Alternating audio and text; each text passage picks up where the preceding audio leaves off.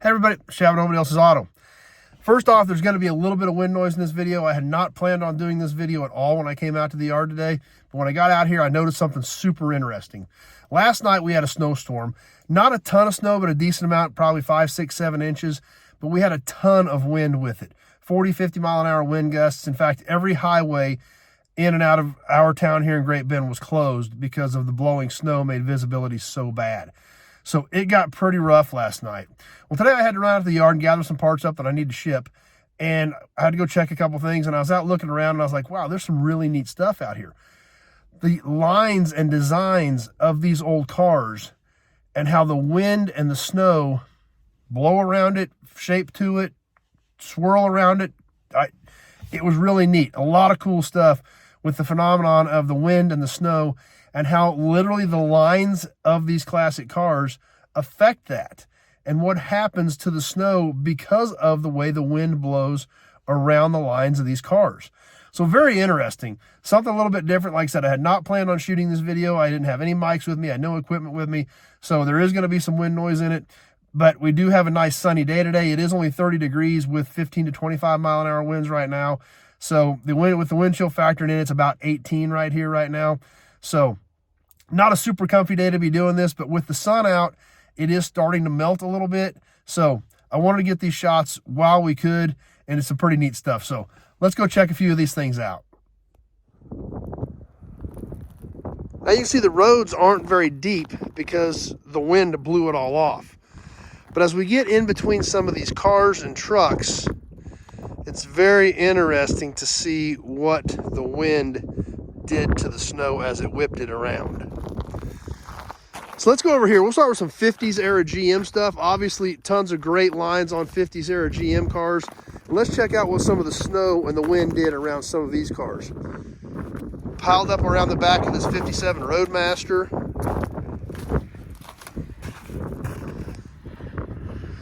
As well as this 57 98.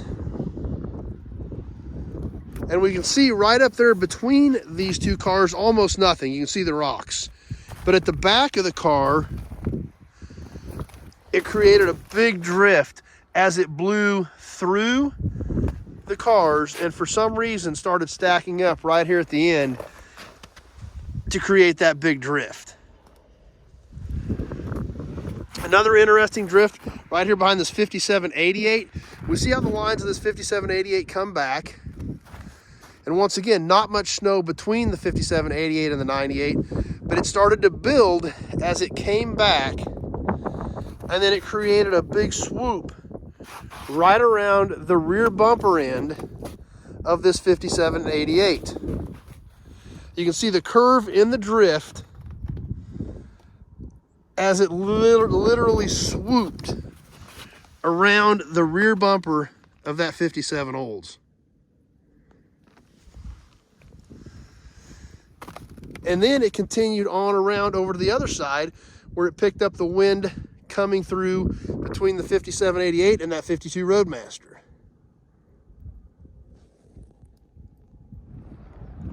Kind of another interesting phenomenon. We're out here on the edge of this row of 40s and 50s era GM cars. Right here along one of my roads. And right here on this 56 Star Chief, we'll see how the wind kind of whipped the snow up under the back bumper and kind of started building up a little bit. We step in one more row to this 5398 and we see how the wind whipped a little more snow into a little bit bigger pile behind the 98, more so than it did the 56 Pontiac. We step in one more car to this 47 Super and the pile is clear up to the hood.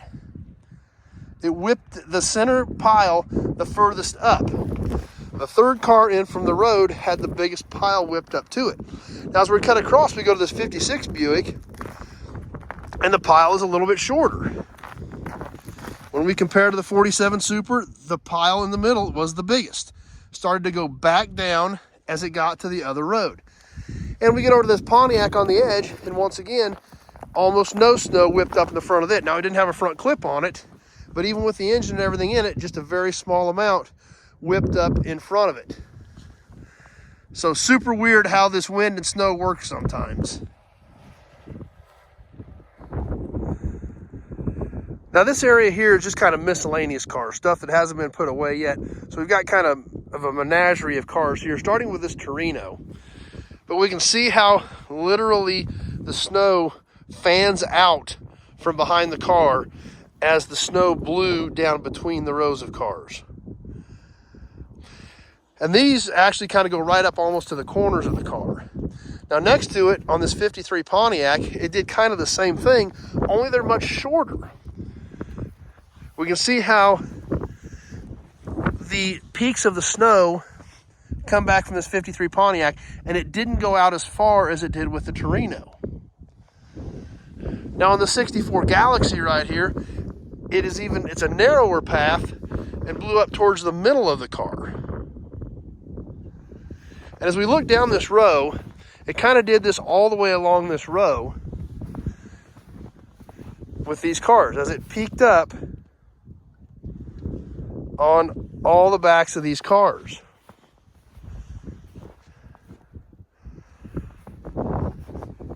Just super interesting what the wind does with this snow along the lines of the backs of these cars. Now the 71 Pontiac, the back glass you can see is not in the car. Well, actually it is here. The wind blew it out and it slid down the back of the car and landed on the ground. Then the wind whipped the snow around through here, followed the curvature of the glass. We can see the edge of the glass right here, and then blew the snow out around it. So that back window was in the car, just sitting there loose. The wind caught it, slid it down the back of the car, and then whipped the snow around the curve following the glass. Now we talk about vehicle design, and the Boat Tail Riviera has got to be one of the most unique designs ever made, really. Super cool cars, and like I said, we're seeing how the snow and the wind affected the car, or were affected by the car design. Check out these Boat Tail ribs.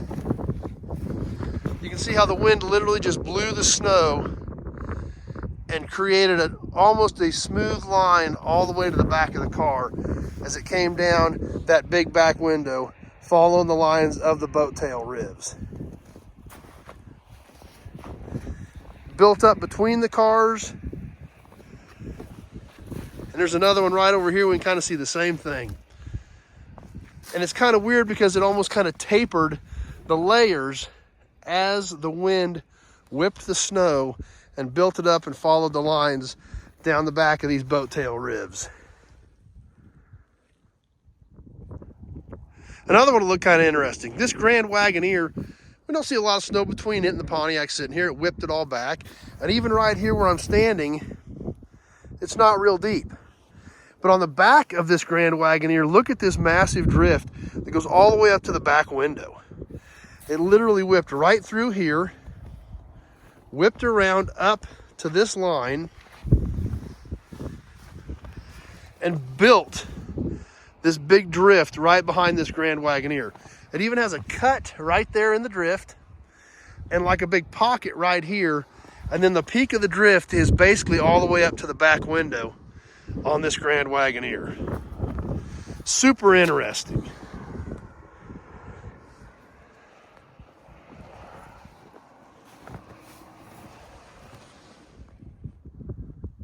Now this drift here is kind of fascinating. We're going to stand here by the Studebaker truck in this S10 going into this little Valiant. Now we see right here behind the S10 and the Studebaker, not extremely deep, we can still see the grass poking through. But for some reason, this drift peaked at the left front corner of this Valiant. And I don't know what made it do that, but we can see as it built up from almost nothing up to the headlight on the passenger side. And by the time we get to the driver's side headlight, this drift peaked all the way at the top of the front fender. And then from there on, started going back down. It's weird, I don't understand it, but it's kind of neat to see how this wind and the car design affect all this snow. Some more cool and funky drifts right here beside these 69 and 70 Chevy two-door hardtops. They both peaked at about the same place. It's low at the front of the car. Right here where the edge of the door is, beginning of the quarter panel is the highest point, and then it kind of drifts back down to a lower level at the rear bumper. The 69 two-door hardtop did the same thing. Very low at the front of the car, peaked literally right at the edge of the door and the quarter panel, and then started its descent as it came down to the back of the car. Now, as we get to the back of the 69, we see a 63 Impala right here where it actually peaked right at the door. Almost nothing here. I mean, we can see below the rear quarter molding, and we can see the rocker panel on the front door. But the drift peaked above the door handle at the rear door, the way the wind was whipping the snow around the cars.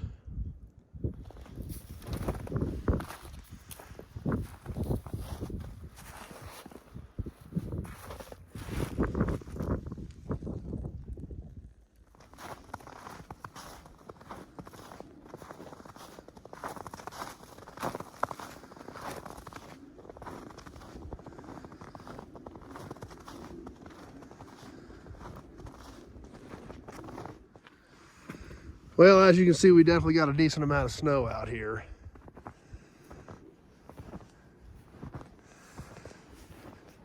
Snow on the trees. Huh, kind of interesting. There was a critter that ran across this car already. Probably a cat or something out here.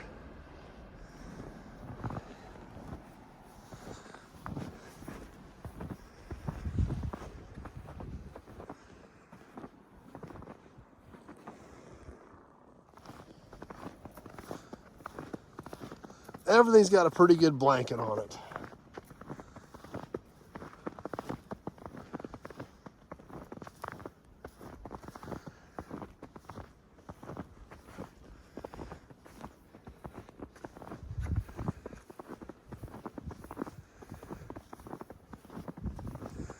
It's supposed to start warming up here for a couple days, so hopefully a lot of this will be gone, but then it's supposed to get cold again this weekend, but we'll see what happens.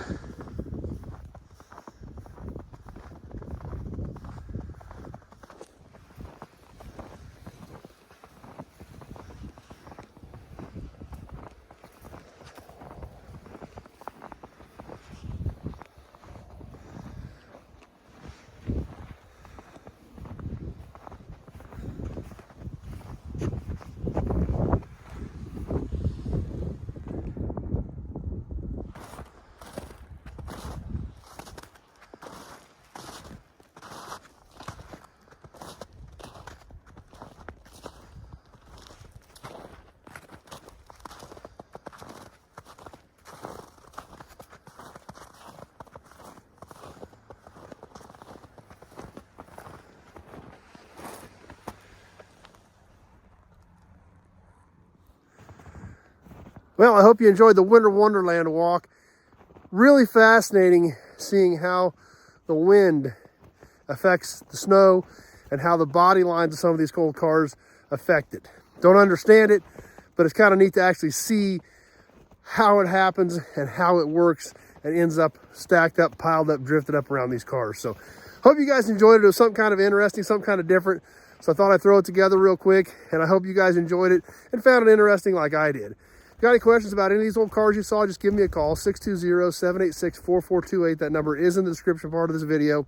Give me a call if you need anything for your project so we can discuss what you need and what you've got.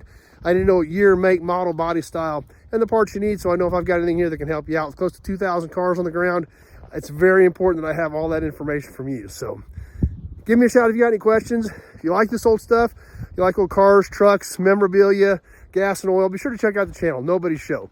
That's all we do on here because that's really about all I know.